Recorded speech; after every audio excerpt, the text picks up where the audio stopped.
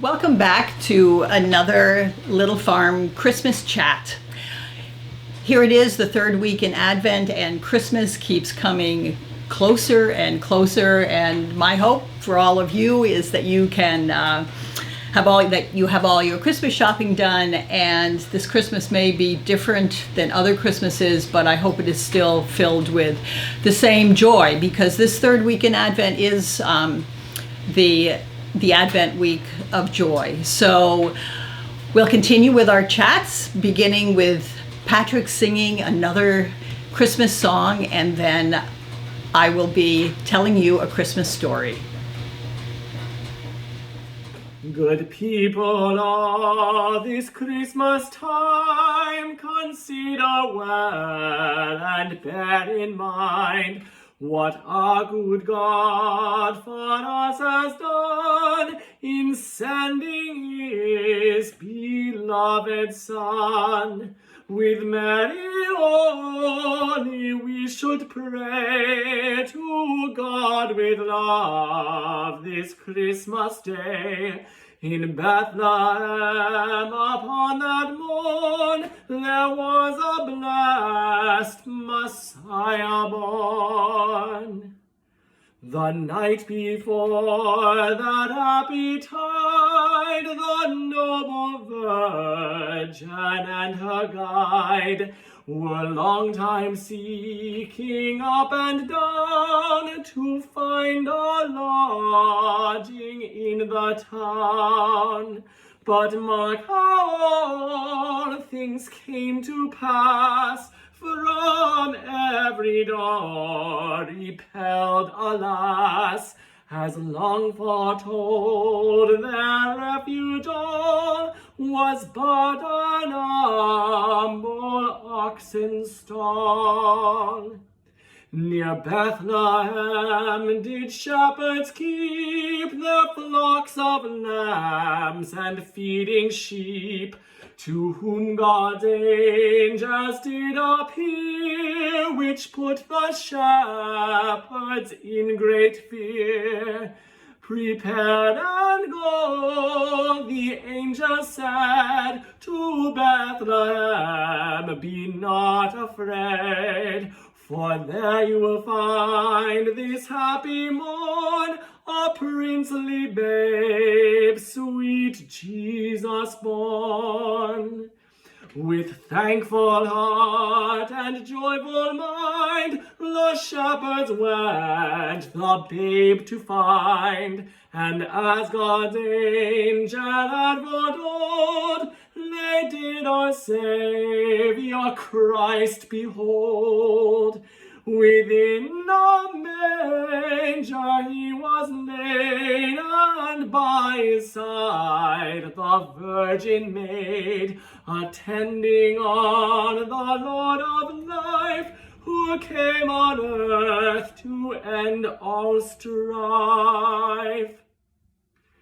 Good people all this Christmas time, consider well and bear in mind what our good God for us has done in sending his beloved Son.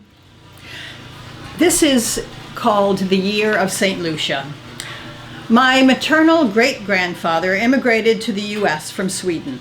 Following his wife's untimely death, he boarded a ship with his two daughters, aged about 10 and 12, and set sail for America and the new life it would bring. They spoke no English when they arrived and left behind family and familiarity. However, they brought some Swedish traditions with them that were passed down from my great-grandfather and his daughter, my grandmother, to my mother and to me. There were Swedish meatballs and a Swedish coffee bread that I still bake for Christmas morning breakfast. And there was the story of St. Lucia. St. Lucia is a symbol of hope, bringing light to a darkened world. Her feast day is December 13th, one of the longest and darkest days of the year. In Sweden, St. Lucia's Day begins the Christmas season. One legend is that during a particularly difficult winter long ago, St. Lucia appeared bathed in brilliant light, laden with food and clothing for the starving peasants. Shortly after this miracle, the days began to get longer, and people believed that St. Lucia brought the end of winter and the return of the sun. My mother proudly told me many times how the Swedes celebrated St. Lucia Day. The eldest daughter awakened very early in order to prepare the traditional Swedish bread and ginger cookies. She wore a white dress and red sash and a crown of real lighted candles on her head, and she awakened the other children in the family. Together they roused their parents by singing the St. Lucia song, and then served them breakfast in bed. My mother was the only daughter in her family, and I knew that she had typically Swedish blonde hair when she was a very, very young child. And so I always pictured her bedecked with that crown of candles each St. Lucia Day. I love the symbol of St. Lucia and have always enjoyed sharing her story in the churches I have pastored. One year, I offered a St. Lucia service for the entire community.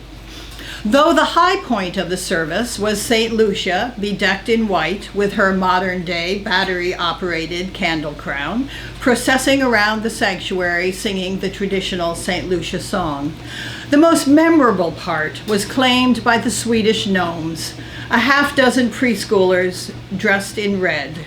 They were to sing Twinkle, Twinkle, Little Star twice through, with hand motions, at the front of the sanctuary to emphasize the symbolism of light and dark. Each child had practiced the song regularly in Sunday school and had sung it many times at home in the weeks preceding the service. At the appointed time, the gnomes timidly took their places, looking, as you might expect, adorable in their gnome attire, complete with bright red pointed hats. I remember them looking out over the larger than usual congregation as the pianist began to play their song. I also remember the eyes of every single one of them as big as saucers. And I remember best of all that they uttered not a single musical note, nor moved even so much as a pinky finger. Stage fright. The pianist began again, and their teacher crept to the front and anxiously began mouthing the words. Still silence, no hand motions, stage fright.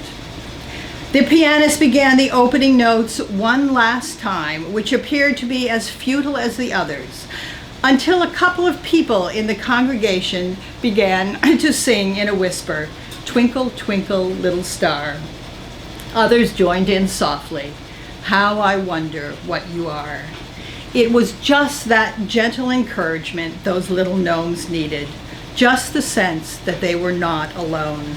They joined in and even ventured a few hand motions. In the end, what was to be a preschool ensemble singing a familiar children's ditty turned out to be a congregational song celebrating light and dark, the innocence of youth, and the miracle of St. Lucia. Christmas has the potential to bring out the very best in us.